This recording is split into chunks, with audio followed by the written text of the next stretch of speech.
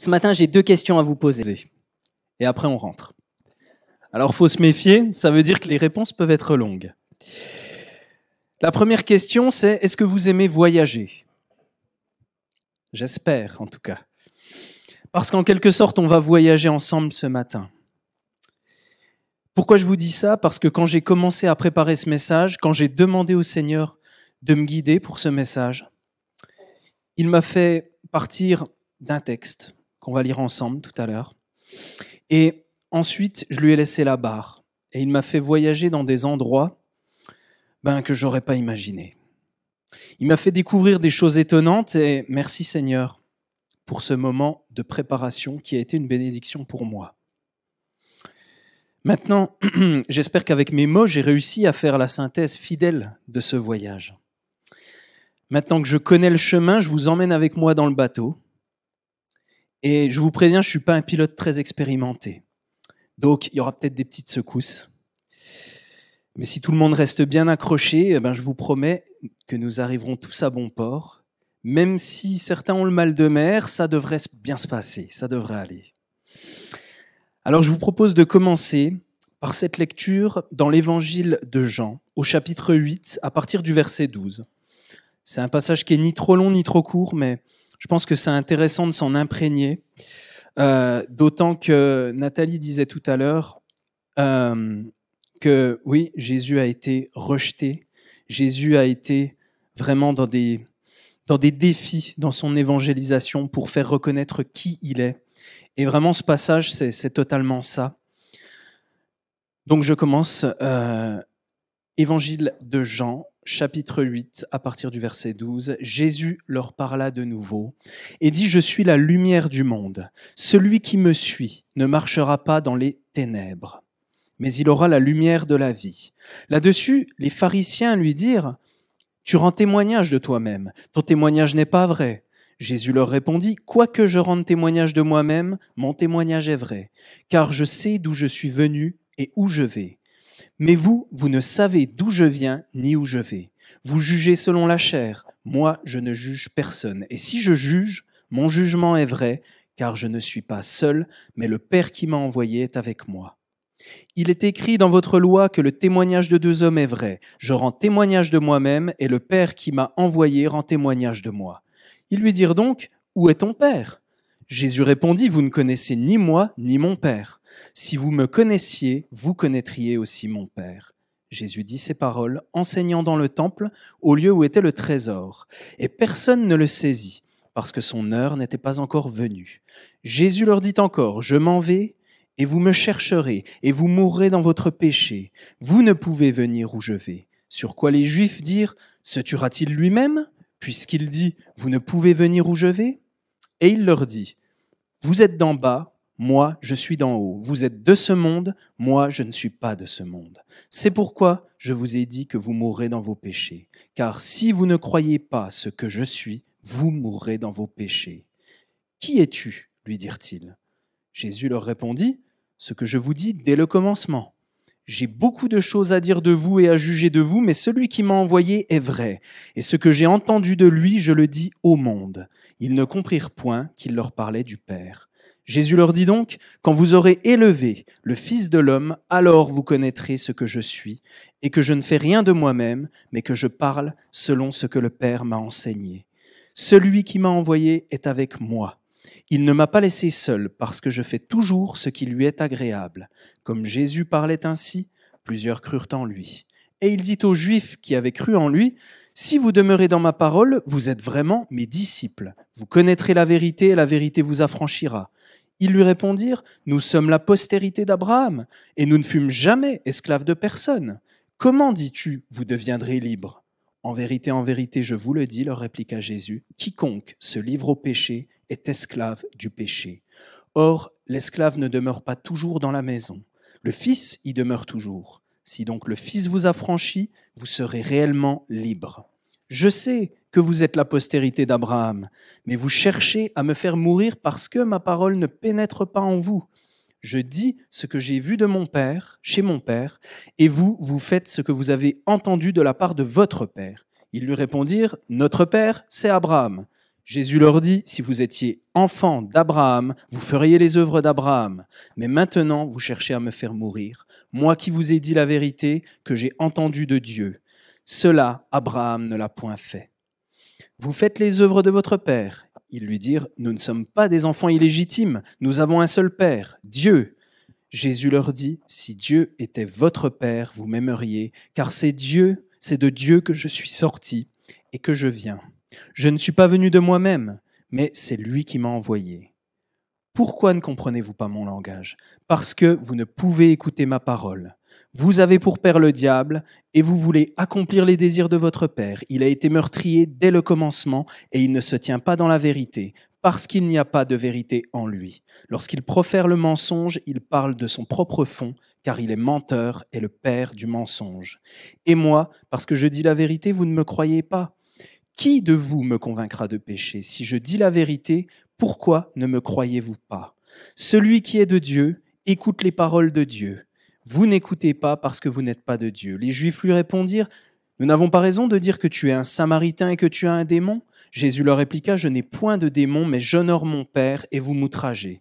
Je ne cherche point ma gloire, il en est un qui la cherche et qui juge. En vérité, je vous le dis, si quelqu'un garde ma parole, il ne verra jamais la mort. Maintenant, lui dirent les Juifs, nous savons que tu as un démon. Abraham est mort, les prophètes aussi. Et tu dis, si quelqu'un garde ma parole, il ne verra jamais la mort? Es-tu plus grand que notre père Abraham qui est mort? Les prophètes aussi sont morts. Qui prétends-tu être? Jésus répondit, si je me glorifie moi-même, ma gloire n'est rien. C'est mon Père qui me glorifie. Lui que vous dites être votre Père et que vous ne connaissez pas. Pour moi, je le connais. Et si je disais je ne le connais pas, je serais semblable à vous, un menteur. Mais je le connais et je garde sa parole. Abraham, votre père, a tressailli de joie de ce qu'il verrait mon jour. Il l'a vu et il s'est réjoui. Les Juifs lui dirent, tu n'as pas encore 50 ans et tu as vu Abraham? Jésus leur dit, en vérité, je vous le dis, avant qu'Abraham fût, je suis. Là-dessus, ils prirent des pierres pour les jeter contre lui, mais Jésus se cacha et il sortit du temple. Ce texte se déroule dans l'enceinte du temple à Jérusalem, juste après le passage chronologiquement avec la femme adultère que les scribes et les pharisiens voulaient lapider. Jésus les a fait fuir en leur disant que celui qui est sans péché jette la première pierre contre elle. Jésus donc leur reparle une seconde fois et vient se présenter à eux tel qu'il est. Il leur dit qu'il est la lumière du monde, qu'il ne fait rien de lui-même, qu'il agit en totale harmonie et obéissance selon ce que le Père lui a enseigné, qu'il est le chemin, qu'il est la vérité, la vraie liberté qu'il a vue Abraham et qu'Abraham l'a également vue. Et cerise sur le gâteau, il met fin à cet échange vigoureux avec cette phrase « En vérité, je vous le dis, avant qu'Abraham fût, je suis », faisant ainsi écho avec l'épisode du buisson ardent dans le livre de l'Exode, lorsque Dieu envoie Moïse parler au peuple, où Dieu dit à Moïse « Je suis celui qui suis », en hébreu « Echie Asher Echie ». Ainsi, il leur dit « Je suis votre Dieu ». Les pharisiens, ce sont ces juifs pieux qui connaissent très bien les Écritures et toutes les traditions orales autour de la Torah, qui fréquentent régulièrement le temple, les synagogues. Et malgré cela, Jésus est confronté à un vrai problème. Bon nombre d'entre eux ne le reconnaissent pas. Pire encore, certains le considèrent comme un Samaritain et ils disent qu'il a un démon. Arrêtons-nous ici et réfléchissons. Jésus de Nazareth, rempli du Saint-Esprit, parole du Dieu vivant, fils du Dieu vivant, Dieu qui s'incarne dans la chair, il vient parler à ses fervents adorateurs et qui lui disent, je paraphrase, « Qui es-tu? Nous ne te reconnaissons pas, tu es un imposteur, un menteur, tu as un démon. » Qu'a bien pu ressentir Jésus à ce moment-là? J'imagine une profonde tristesse, peut-être même de la colère, mais aussi beaucoup de compassion. Je ne sais pas quel regard vous avez sur cette situation, mais je pense que c'est important de s'imaginer à la place de Jésus durant ces échanges. Pourquoi certains pharisiens ne le reconnaissent-ils pas? Est-ce à cause de leur méconnaissance des Écritures et des prophéties qu'elles contiennent? Sans doute pas. Est-ce à cause de leur mauvaise compréhension des Écritures? Peut-être. Est-ce leur orgueil qui les aveugle et qui les rend irritables? C'est beaucoup plus probable. Et Jésus ne mâche pas ses mots dans sa rhétorique. Lorsqu'il leur dit ouvertement « Vous avez pour père le diable » et vous voulez accomplir les désirs de votre Père. Jésus sait ce qu'ils ont à cœur. Je vais toutefois ouvrir la piste d'une quatrième hypothèse qui concerne peut-être certains pharisiens, ou en tout cas certaines personnes qui ont pu rencontrer Jésus. C'est que ce n'est pas ainsi qu'ils l'ont imaginé. Ce qu'il fait, ce qu'il dit et la manière dont il enseigne ne correspond pas tout à fait, voire pas du tout à leurs attentes. Il nous est dit au verset 30, comme Jésus parlait ainsi, plusieurs crurent en lui. Certains donc se sont laissés convaincre. Ils l'ont accepté. Mais accepter Jésus, c'est loin d'être facile. Pour eux, c'est bouleversant. Vous vous souvenez de ce qu'ont dit les disciples de Jésus 2 chapitres plus tôt à Capernaum, lorsqu'il leur dit « Celui qui mange ma chair et qui boit mon sang a la vie éternelle, et je le ressusciterai au dernier jour » Pour nous, c'est évident, mais pour eux, certains disent « Cette parole est dure, qui peut l'écouter ?» Même les disciples étaient scandalisés. Et dans le passage que nous avons lu, il nous est dit « Ils ne comprirent point qu'il leur parlait du Père. Ils étaient troublés par les propos. » Cette quatrième hypothèse, c'est justement le centre du message que j'aimerais vous partager aujourd'hui et que j'ai intitulé « Les mystères du plan de Dieu ». Dieu est mystérieux, vous ne trouvez pas? Bien sûr, soyons clairs. À travers ce message, je ne prétends pas apporter des réponses à tous les mystères de Dieu. Certains d'ailleurs demeureront jusqu'à la fin des temps. Mais je pense que certains sont à notre portée et ne demandent qu'à se laisser dévoiler. Notre Dieu est un Dieu qui se révèle, qui se dévoile. Parfois, il suffit juste de veiller, de prier, d'être attentif, d'entrer en intimité avec le Saint-Esprit et il vient nous éclairer. Vous le savez comme moi, avec l'âge, on accumule de l'expérience. Dans notre vie, plein d'expériences, de bonnes expériences, parfois des mauvaises expériences. Et toutes ces expériences, eh bien, elles nous enseignent. Et puis au bout d'un moment, dans certains domaines de la vie, ça peut être par exemple au travail, eh bien, on a une certaine assise. Car nous sommes expérimentés et cela nous donne un certain confort. On a la méthodologie, on est toujours plus à l'aise lorsqu'on a l'habitude. Sauf que dans notre relation avec Dieu, c'est différent. Car plus on grandit dans cette relation, plus on se rend compte à quel point on est petit. 2 versets du psaume 8 pour illustrer ce sentiment. « Quand je contemple les cieux, ouvrage de tes mains, la lune et les étoiles que tu as créées, qu'est-ce que l'homme pour que tu te souviennes de lui ? Et le Fils de l'homme pour que tu prennes garde à lui. » C'est difficile de trouver une assise dans la foi. Aujourd'hui, je sais que je connais Dieu bien mieux qu'hier, qu'il y a quelques mois, qu'il y a quelques années. Mais aujourd'hui encore, je me rends compte à quel point il est aussi grandement mystérieux pour moi. Et je ne suis pas rassasié. J'en veux plus, bien sûr. Est-ce que vous aussi, vous en voulez plus? Pour cela, Jésus nous dit de veiller. Nous avons tous en tête la parabole des vierges folles. Nous avons besoin de nous approvisionner en huile. Nous avons besoin de demander au Père notre pain quotidien. Nous avons besoin d'être à l'écoute de la parole de Dieu et d'être attentifs au Saint-Esprit. Dieu est infiniment grand. Cela signifie qu'il y a une infinité de choses à découvrir en lui. Et en même temps, Dieu ne change pas. Cela signifie que toutes les nouvelles facettes de Dieu que nous avons à découvrir ne viendront jamais remettre en cause celles qui nous ont déjà été dévoilées. Jésus nous dit bien qu'un royaume ne peut être divisé contre lui-même. Il le dit pour le royaume des ténèbres, à combien plus forte raison, le royaume de Dieu ne se divise pas contre lui-même. Et il assure lui-même qu'il n'est pas venu abolir la Torah et les prophètes, mais bien pour l'accomplir. Dieu empile la connaissance, mais il n'enlève rien. Et de la même manière, il accepte pleinement les décisions et les choix que font les hommes, avec un grand H, les êtres humains. Dieu assume la liberté des hommes. Tout cela fait partie de son plan. Ne vous êtes jamais posé la question autour du plan de Dieu? Le plan de Dieu, ça ressemble à quoi exactement? Moi, j'avoue, je suis très curieux sur cette question. Ce qui est très fort avec le plan de Dieu, c'est qu'il consiste à assurer une finalité glorieuse à partir d'électrons totalement libres. Chaque homme a un libre arbitre et est par conséquent un électron libre dans le plan de Dieu. Mais au final, de la même manière qu'il est difficile d'imaginer qu'un ensemble d'électrons libres puisse être essentiel pour véhiculer du courant dans les métaux, eh bien il est difficile d'imaginer qu'un ensemble d'hommes libres puisse faire partie d'un plan aussi méticuleux et précis que le plan de Dieu. Tout cela nous permet de nous rendre compte à quel point Dieu est souverain. Un roi souverain ne télécommande pas ses sujets. Il ne joue pas avec des pions ou à la console de jeu. Il donne des directives, il prend des décisions de haut niveau, à grande échelle. Et ces décisions ont des répercussions qui peuvent avoir plus ou moins d'influence dans la vie de chacun. Mais surtout, ces décisions ont un impact majeur pour son royaume. Et Dieu assume toutes ces décisions. Ainsi, les décisions de Dieu lui appartiennent. Les pharisiens, dans notre texte, se sont peut-être dit « le Messie doit venir de telle manière, il doit agir comme cela ». Ils avaient une préconception du Messie. Ils ne se sont pas dit « la parole de Dieu va s'incarner, Dieu lui-même va venir dans une crèche et il va grandir ».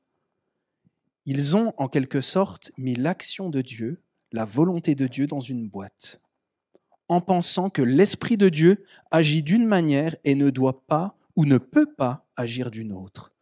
En somme, ne doit pas sortir du cadre qu'ils ont créé. Et cela nous montre qu'en ayant parfois des idées préconçues, parfois même inconsciemment, nous pouvons passer à côté de beaucoup de choses. Parce que l'Esprit de Dieu ne se répand pas par la force. Tout comme Jésus n'est pas venu s'imposer par la force. Il est venu annoncer le royaume de Dieu. Il est venu annoncer qui il était. Mais certains n'ont rien voulu savoir et ont préféré lui lancer des pierres, le rejeter. Dieu n'a pas de limite. Et ce n'est pas aux hommes de lui en donner. Nous devons, et je le pense pour moi en priorité, être attentifs et ne jamais limiter ou restreindre l'action de Dieu. La Bible, c'est la parole vivante. Ce n'est pas un ensemble de dogmes, de cloisonnements. C'est une parole vivante. Dieu n'est pas Dieu des morts, mais Dieu des vivants, nous est-il dit. L'Esprit de Dieu vivifie, nous est-il dit. Et quand on regarde bien, partout où la vie se répand, elle se répand sans limite. Dieu se révèle de bien des manières dans la Bible. Et l'Esprit de Dieu se manifeste sans mode d'emploi. Dieu fait ce qu'il veut. Il nous montre qu'il n'y a pas de formule magique. D'ailleurs, Dieu a en horreur la magie. Souvenez-vous, dans le chapitre 19 du livre des Actes, lorsque quelques exorcistes juifs ambulants essayèrent d'invoquer sur ceux qui avaient des esprits malins le nom du Seigneur Jésus. Ils avaient vu les miracles de l'apôtre Paul. Et ils se sont dit, Paul a la formule magique. Ils sont allés invoquer le nom de Jésus pour chasser un esprit malin. Et ça ne s'est pas bien passé pour eux. Parce qu'ils ne connaissaient pas Jésus. Leur cœur n'appartenait pas à Jésus. Et à contrario, Paul était tellement rempli de l'onction de Dieu qu'on appliquait sur les malades des linges ou des mouchoirs qui avaient touché son corps. Et les maladies les quittaient et les esprits malins sortaient. Et dans le chapitre 5 des Actes, les malades sont emmenés sur des lits dans les rues pour qu'ils soient recouverts par l'ombre de Pierre et que le Saint-Esprit fasse son œuvre. Jésus a également agi de diverses façons, parfois en imposant les mains, parfois par une parole, parfois en utilisant sa salive, de la boue, à plusieurs reprises, parfois même sans rien faire. Juste lorsqu'on est venu toucher la frange de son vêtement. Il n'y a pas de technique avec Dieu. L'attitude de cœur et la foi suffisent et le Seigneur accomplit. « Je suis le cep, vous êtes les sarments », nous dit Jésus. « Celui qui demeure en moi et en qui je demeure porte beaucoup de fruits, car sans moi, vous ne pouvez rien faire. » La bonne méthode, c'est celle que Dieu nous met à cœur, à l'instant où il nous le demande. C'est celle que son Saint-Esprit nous révèle au moment où l'on ne s'y attend parfois pas. C'est celle qui vient nous bousculer ou retourner complètement nos idées préconçues. C'est celle qui vient nous challenger pour nous permettre d'avancer avec lui au-delà de nos propres espérances, au-delà de nos limites. Dieu connaît nos limites, mais il sait aussi quelles sont nos barrières mentales. Et nos barrières mentales, je pense qu'il veut nous aider à les lever progressivement dans notre chemin de foi. Il veut nous aider, nous pousser vers une plus grande dépendance de lui et une plus grande obéissance. Est-ce qu'il n'y a pas dans la Bible des passages où vous avez du mal à comprendre? Mais pourquoi Dieu a agi de cette manière? Cela n'a pas forcément été facile pour les personnes qui ont vécu cela. Dieu s'est incarné dans notre monde chez une vierge fiancée à un homme. C'est loin d'être une situation confortable pour Marie et Joseph. Joseph voulait d'ailleurs rompre leurs fiançailles. mais il ne voulait pas le faire pour lui-même. On peut lire dans l'évangile de Matthieu, Joseph, son époux, qui était un homme de bien et qui ne voulait pas la diffamer, se proposa de rompre secrètement avec elle. Il ne voulait pas que la réputation de sa fiancée soit mise en péril. Cela témoigne d'une attitude de cœur, d'une confiance et d'un amour sincère et véritable. Dieu savait ce qu'il faisait. Évidemment, l'ange du Seigneur a parlé à Joseph en songe pour le rassurer, mais il faut de la foi pour croire en un songe. Joseph aurait pu se dire, ce n'est qu'un rêve après tout, c'est moi qui me fais des idées peut-être. Mais Dieu savait ce qu'il faisait, et par leur obéissance à chacun et leur pleine confiance en Dieu, ils ont vécu le miracle de l'incarnation du Dieu vivant. Ils ont permis le salut de Dieu sur tous les hommes, toutes les femmes de la terre de toutes les générations. Et ils ont été émerveillés par les témoignages des bergers, des mages venus d'Orient, les bénédictions et les prophéties de Siméon et d'Anne à Jérusalem, émerveillés par l'enfant Jésus dans sa croissance, dans sa sagesse, dans son intelligence, dans son amour.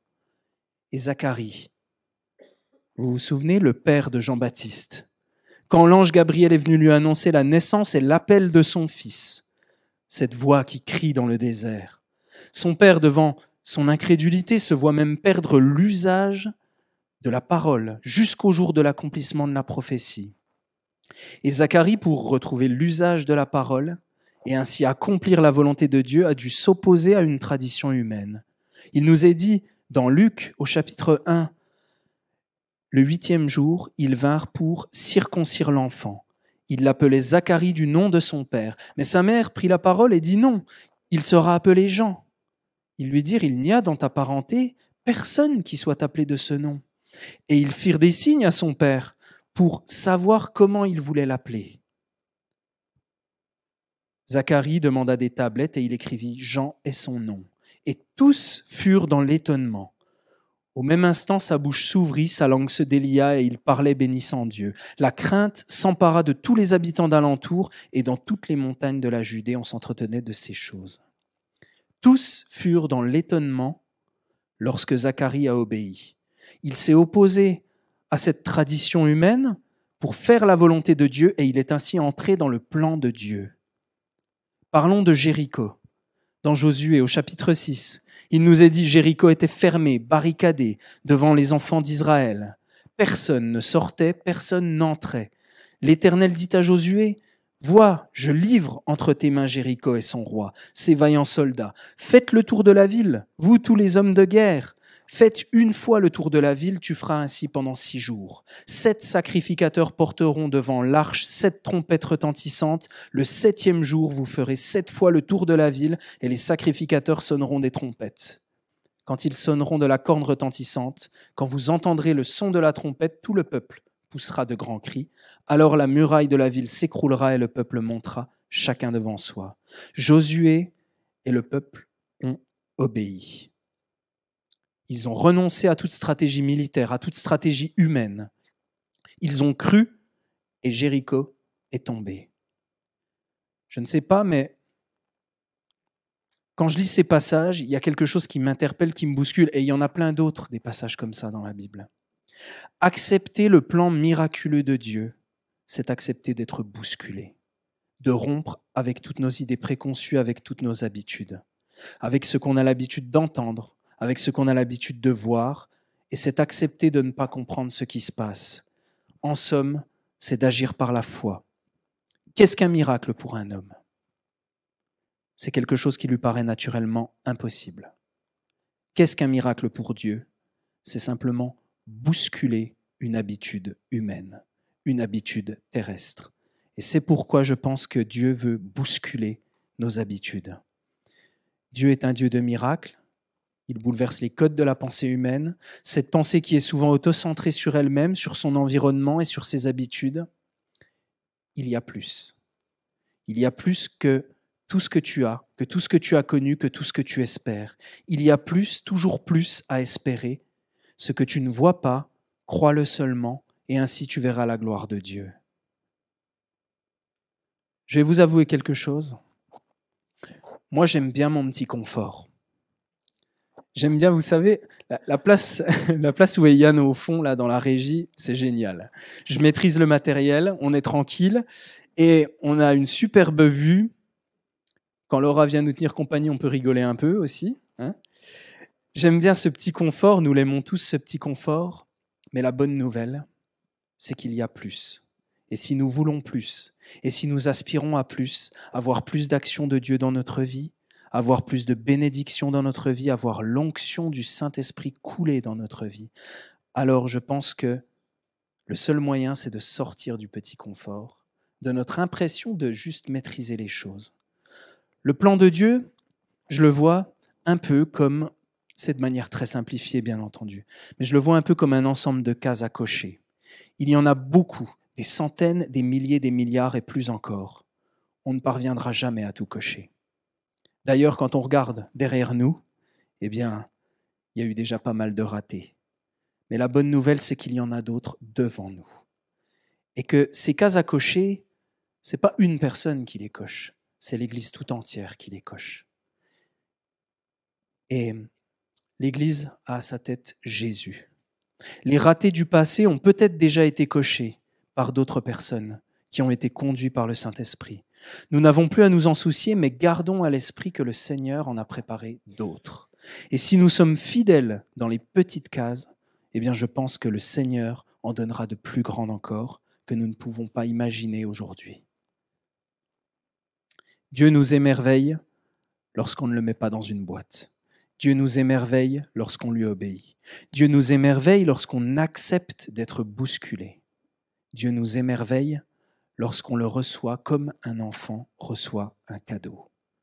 Dans l'évangile de Marc, au chapitre 10, on peut lire que les disciples ont repris ceux qui emmenaient des enfants à Jésus. Et il nous est dit, dans Marc, chapitre 10, verset 14, « Jésus, voyant cela, fut indigné. Et il leur dit, « Laissez venir à moi les petits enfants, ne les en empêchez pas, car le royaume de Dieu est pour ceux qui leur ressemblent. Je vous le dis en vérité, quiconque ne recevra pas le royaume de Dieu comme un petit enfant n'y entrera point. » Puis il les prit dans ses bras, les bénit en leur imposant les mains. Les disciples pensaient bien faire. Ils prenaient le ministère de Jésus au sérieux. Et ils pensaient sans doute que les enseignements, les bénédictions de Jésus ne concernaient que ou en priorité les adultes. Eh bien non. Dieu parle aux enfants aussi.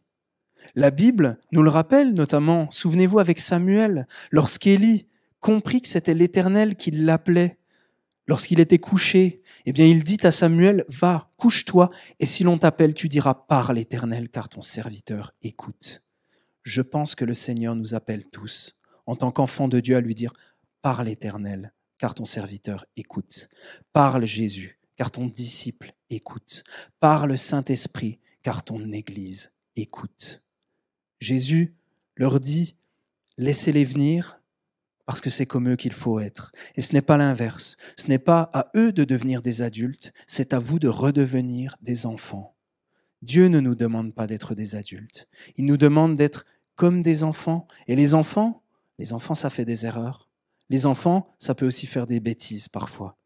Mais les enfants et les psychologues vous diront qu'ils sont comme des éponges à absorber. Ils absorbent tout ce qui est autour d'eux, ce qui est bon, ce qui est moins bon. Ils ont un cœur sincère. Ils n'ont pas d'a priori. Ils prennent ce qu'ils entendent comme des vérités, avec confiance et avec une certaine naïveté. Ils n'ont pas de filtre. Ne dit-on pas que la vérité sort de la bouche des enfants, au moins jusqu'à un certain âge?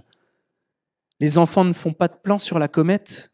Ils vivent, ils reçoivent chaque jour leur pain quotidien et sont remplis de vie. Et le Seigneur les bénit et il les prend pour exemple. Alors ayons pleinement confiance en lui. Comme il nous est dit dans l'Épître aux Romains, ainsi la foi vient de ce qu'on entend et ce qu'on entend vient de la parole de Christ. Finalement, ce qui est intéressant à travers ce passage de Jean 8, c'est qu'on se rend compte qu'on peut être un érudit de la Torah, des Écritures, une personne très religieuse et ne voir en Jésus qu'un samaritain démoniaque. Cela veut dire que l'on peut aussi bien connaître notre Bible, faire même de la théologie et passer à côté de la volonté de Dieu pour nous. Alors, veillons, ayons un cœur d'enfant en disant « Je suis dépendant de toi, Seigneur. Je suis dépendant de ta mystérieuse action dans ma vie. Et je veux plus, car je sais qu'il y a plus. Je veux plus, et toi, tu es celui qui a les paroles de la vie éternelle, celui qui donne l'eau de la vie. Tu dis que celui qui boira de l'eau que je lui donnerai n'aura jamais soif. Et l'eau que je lui donnerai deviendra en lui une source d'eau qui jaillira jusque dans la vie éternelle. » La bonne nouvelle, c'est que nous pouvons encore lire dans l'évangile de Jean que Jésus a fait encore, en présence de ses disciples, beaucoup d'autres miracles qui ne sont pas écrits dans ce livre. Et l'apôtre termine même son évangile avec cette phrase magnifique « Jésus a fait encore beaucoup d'autres choses. Si on les écrivait en détail, je ne pense pas que le monde même pût contenir les livres qu'on écrirait. Amen. » Et il a dit ça il y a 2000 ans à peu près. Et depuis, Jésus en a fait encore bien d'autres, des choses. Dans la Bible, nous pouvons lire déjà beaucoup de choses. Et plus nous la lisons, plus nous la relisons, plus nous nous imprégnons de cette parole de Dieu. Et Jean nous dit qu'il y a bien plus encore. Il reste bien des mystères à découvrir. Notre voyage de ce matin touche à sa fin. Maintenant que vous en connaissez un peu le chemin, j'invite vraiment chacun à prendre la barre et à refaire ce voyage aux côtés du Seigneur, car il a des mystères à révéler à chacun. Le voile est déchiré, le temple est en chacun pour accueillir le Saint-Esprit comme un petit enfant et d'avancer avec lui. C'est à nous, Église, de dire « Saint-Esprit, parle, nous t'écoutons ». Car Jésus nous a fait une promesse glorieuse. En vérité, je vous le dis, dans Jean 14, verset 12. Celui qui croit en moi fera aussi les œuvres que je fais. Et il en fera de plus grandes, parce que je m'en vais à mon Père. Et tout ce que vous demanderez en mon nom, je le ferai, afin que le Père soit glorifié dans le Fils. Si vous demandez quelque chose en mon nom, je le ferai. J'en arrive alors à la deuxième question que je voulais vous poser à chacun ce matin. Cette question, c'est « Qui est celui en qui tu crois ?» Et si ta réponse est Jésus, Jésus le Messie, le Christ, Jésus de Nazareth, Jésus l'agneau immolé, Jésus le ressuscité, Jésus le souverain sacrificateur selon l'ordre de Melchizedek, Jésus le prince de la paix, Jésus le roi des rois, Jésus la parole de Dieu, Jésus le Fils du Dieu vivant. Si c'est en ce Jésus-là que tu crois, je te dirai qu'il y a plus pour toi. Et que conformément à sa parole, tu feras aussi les œuvres qu'il a faites, et que tu en feras encore de plus grands dans son nom, parce qu'il règne, qu'il est à la droite du Père, et qu'il souhaite glorifier le Père, qu'il en soit à jamais loué. Je prie ce matin pour que le Saint-Esprit vous donne à chacun plus, qu'il lève le voile sur tous les mystères du plan de Dieu dans votre cœur, dans votre vie, afin que chacun puisse pleinement accomplir la volonté du Père. Soyez bénis au nom de Jésus. Amen.